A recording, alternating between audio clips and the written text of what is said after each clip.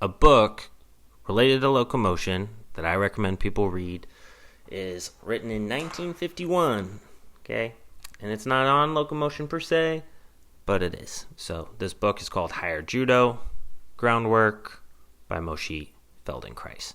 If you don't know who Moshe Feldenkrais is, he created the Feledenkrais method. It's somatic education platform. Definitely look into it. If you have not, look into Moshe. He's written a bunch of fantastic books, but a friend did not know that he also learned and practiced judo. So if you didn't know that, I wanted to share this book as a good resource for you to have in your library. Moshe was actually a black belt in judo under Grandmaster Kano, who is the creator of judo, and he wrote this book in the 1950s. And it's a really nice book because it actually starts to connect somatics and martial arts. And written in the 50s, a lot of new information's come out since then. The movement practice, I think, is really expanded on where Moshe started with this. But I think it's really good if you're into locomotion and acrobatics in any sense to starting to see kind of the connection between that nervous system independence, right, or that kind of adult independence through educating your nervous system, and how it kind of can translate across domains, including just making you a better adjusted human in society. So not necessarily just getting better at moving through space and not necessarily just getting better at martial arts, but also just getting better at interacting with everything in the world. So reading a little section on this, basically the part that I really like is him describing the teleceptor system. So you could think of your teleceptors, right, as your sense of sight, right, your nose and your ears, this whole system of spatial perception in our noggin, right? And you could think of maturing as the process of being born, not having control over our nervous system, and then through practice, we learn to move and gain independence, right?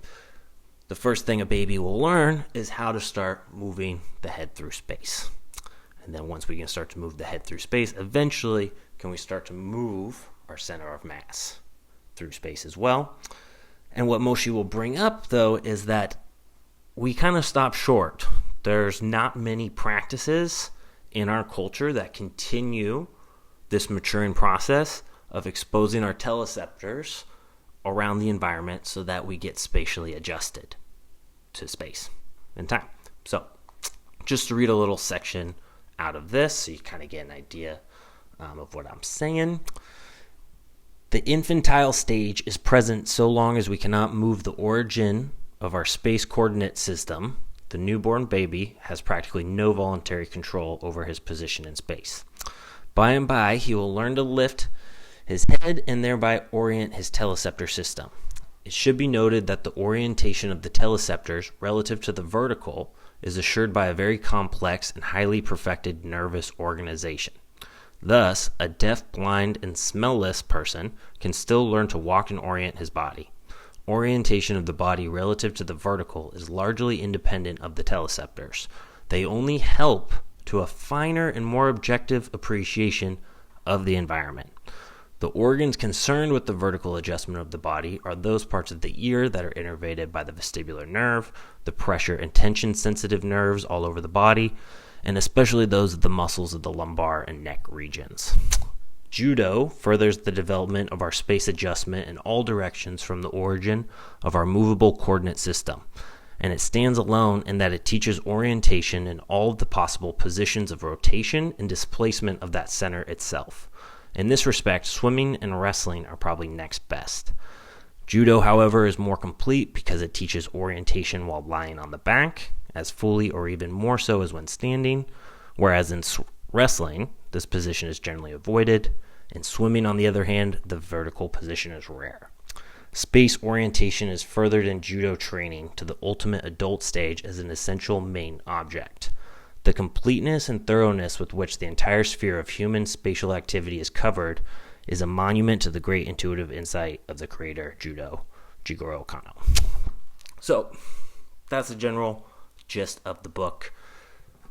But I would expand on this now and say that with movement practice, we can really start to see the spatial adjustment translates through many different disciplines, Judo being an awesome example. Jiu-Jitsu, a lot more popular currently than Judo, is also going to have all of these benefits of exposing your teleceptors or exposing your nervous system to all the places, all the vectors and angles in space. So maybe instead of even thinking of the martial context of just you moving without another person through space, this is where locomotion, groundwork, floor swimming, dance, acrobatics, etc. are awesome. So that you can start to develop this spatial orientation, start to feel more confident and comfortable moving through space. And then on top of that, we can expand and take it further into this opponent manipulation, right? Of learning to not only move through space, right, but do it in different intents, right? Whether it's through dance, martial arts, sport, games, etc. So that's that. Just wanted to give you guys a little thoughts on eyes, nose, ears, how to orient in space. Thinking of that when you go into your locomotion practice. Don't just do the moves, but actually use the moves to explore what it feels like proprioceptively, vestibularly, right, visually, etc. while doing so. And the more you can do that, right, the better adjusted your nervous system, the better it'll be when you do also want to go and do a martial arts class or anything else. So hopefully you found that beneficial. If you have any questions on this book, on somatics, on rolling, locomotion, acrobatics, anything, let me know. And I'll talk to y'all next time. Cheers.